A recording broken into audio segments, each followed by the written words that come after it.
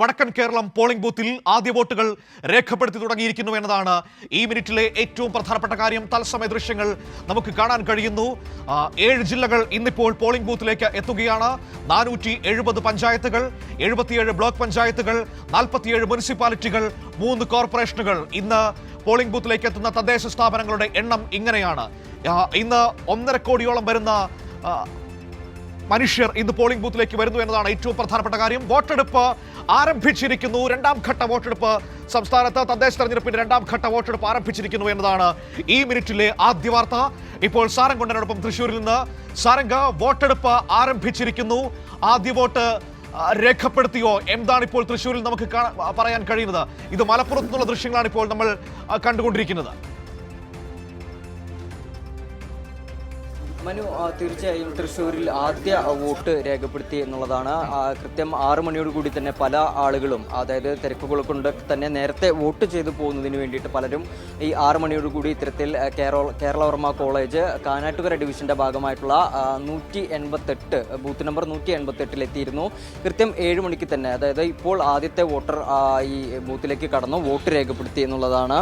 എന്തായാലും ജില്ലയിൽ ആകെ ഇപ്പോൾ പാണക്കാട് സാദിഖ് അലി ശിഹാബ് തങ്ങൾ വോട്ട് ചെയ്യുന്ന ദൃശ്യങ്ങളാണ് ഇപ്പോൾ നമുക്ക് മലപ്പുറത്ത് നിന്ന് കാണാൻ കഴിയുന്നത്.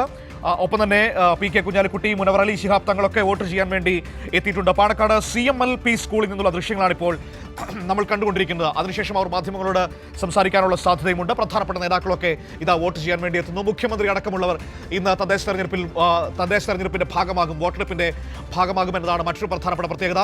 ഇപ്പോൾ നമ്മൾ പാണക്കാട് നിന്നുള്ള ദൃശ്യങ്ങളാണ്, പാണക്കാട് CMLP സ്കൂളിൽ നിന്നുള്ള ദൃശ്യങ്ങളാണ് ഇപ്പോൾ നമ്മൾ കണ്ടത്. ഇപ്പോൾ സാരംഗ് ഒരിക്കൽ കൂടി ചേരുകയാണ്. സാരംഗ്, തുടരാം.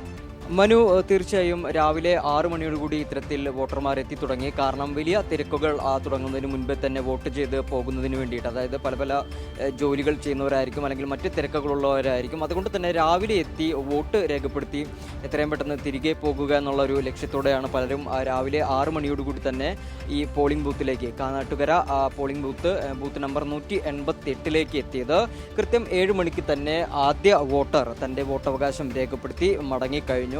ഇപ്പോൾ നിരവധി ആളുകളാണ് ഇങ്ങനെ ഘട്ടം ഘട്ടമായിട്ട് എത്തിക്കൊണ്ടിരിക്കുന്നത്. എല്ലാവിധ സജ്ജീകരണങ്ങളും വോട്ടർമാർ എത്തുന്നതിന് മുൻപ് തന്നെ, അതായത് 6 മണിക്ക് മുൻപ് തന്നെ ഇത്തരത്തിൽ എല്ലാവിധ സജ്ജീകരണങ്ങളും കഴിഞ്ഞിരുന്നു. അതായത് ഈ പോളിംഗ് സാമഗ്രികളുടെ കേന്ദ്രീകരണം, അല്ലെങ്കിൽ അത് ശരിയാക്കുന്നതും മറ്റ് എല്ലാ നടപടികളും, അതായത് വോട്ടർമാർ എത്തുന്നതിന് മുൻപ് തന്നെ എല്ലാ നടപടിക്രമങ്ങളും പൂർത്തിയാക്കിയിരുന്നു.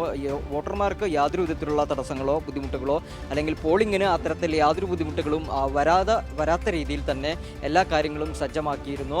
കൃത്യം 7 മണിക്ക് തന്നെ ആദ്യ വോട്ടർ വോട്ട് രേഖപ്പെടുത്തി മടങ്ങി. ജില്ലയിൽ നോക്കുകയാണെങ്കിൽ ആകെ 111 തദ്ദേശ സ്ഥാപനങ്ങളാണുള്ളത്.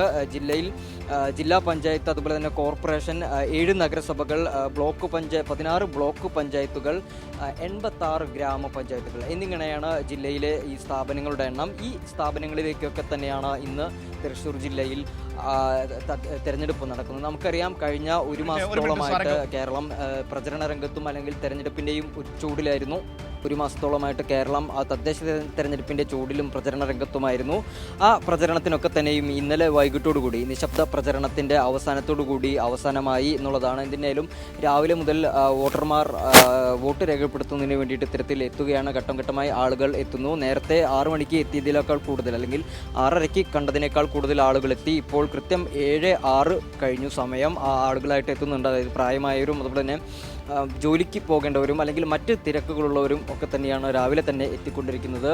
എന്തിനേലും കേരളം നോക്കിക്കൊണ്ടിരുന്ന 2ാം ഘട്ട തെരഞ്ഞെടുപ്പ് ഇന്ന് ആരംഭിക്കുകയാണ്. തൃശ്ശൂർ മുതൽ കാസർഗോഡ് വരെയുള്ള ജില്ലകളിലാണ് ഇത്തരത്തിൽ തെരഞ്ഞെടുപ്പ് നടക്കുന്നത്. തൃശ്ശൂരിലെ ഒരു കഴിഞ്ഞ കക്ഷിനില നോക്കുകയാണെങ്കിൽ ഈ ജില്ലാ പഞ്ചായത്തിൽ ആകെ 29 ഡിവിഷനായിരുന്നു ഉണ്ടായിരുന്നത്. ഇതിൽ LDFന് 24, UDFന് 5 അതുപോലെ തന്നെ കോർപ്പറേഷൻ ആകെ 55 വാർഡാണ്. അതിൽ LDF 25, UDF 24 ആണ്.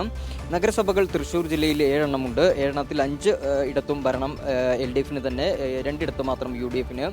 ബ്ലോക്ക് പഞ്ചായത്തുകളാണെങ്കിൽ ആകെ 16 ബ്ലോക്ക് പഞ്ചായത്തുകളാണുള്ളത്. അതിൽ 13 ഇടത്തും LDF തന്നെ വന്നു. അതുപോലെ തന്നെ UDFന് 3 ഇടങ്ങളിൽ മാത്രമാണ് അധികാരം ലഭിച്ചിട്ടുള്ളത്. ഗ്രാമപഞ്ചായത്തുകൾ നോക്കുകയാണെങ്കിൽ 86 ഗ്രാമപഞ്ചായത്തുകളാണുള്ളത്. അതിൽ LDF 69, UDF 16. ഈ പരിശോധിക്കുമ്പോൾ തന്നെ, അല്ലെങ്കിൽ ഈ ചാർട്ട് പരിശോധിക്കുമ്പോൾ തന്നെ നമുക്ക് വ്യക്തമാകും തൃശ്ശൂർ ജില്ലയിൽ കഴിഞ്ഞ തവണ ഇടതുപക്ഷത്തിൻ്റെ മേൽക്കോയ്മ എന്തായിരുന്നു, അല്ലെങ്കിൽ ഇടതുപക്ഷത്തിൻ്റെ പ്രകടനം എങ്ങനെയായിരുന്നു എന്നുള്ള കാര്യം ആകെ കൂടി ഒരു വിഷയം മാത്രമാണുള്ളത്. അതായത് തൃശ്ശൂർ കോർപ്പറേഷനിൽ മാത്രമാണ് ഒരു ബലാബലമായിട്ടുള്ളൊരു മത്സരം നടന്നത്. 24-25 എന്നിങ്ങനെയായിരുന്നു. ഒരു സീറ്റിൻ്റെ വ്യത്യാസത്തിലാണ് ഇത്തരത്തിൽ ഇടതുപക്ഷം കഴിഞ്ഞ വർഷം അധികാരത്തിലേറിയത്. എന്തിനായാലും അധികാരത്തിലേറിയതിനു ശേഷം മികവുറ്റ വികസന പ്രവർത്തനങ്ങളാണ് തൃശ്ശൂർ കോർപ്പറേഷൻ്റെ ഭാഗത്തു നിന്നും ഉണ്ടായിട്ടുള്ളത്. അതായത് എല്ലാ വിഭാഗങ്ങളെയും ഉൾപ്പെടുത്തിക്കൊണ്ട് മേയർ MK വർഗീസിൻ്റെ നേതൃത്വത്തിൽ മികവാർന്ന വികസന പ്രവർത്തനങ്ങൾ തന്നെ നടന്നിട്ടുണ്ട്. അക്കാര്യത്തിൽ യാതൊരു വിധത്തിലുള്ള തർക്കങ്ങളുമില്ല. അത് ഒരുപാട് വികസന പ്രവർത്തനങ്ങളാണ്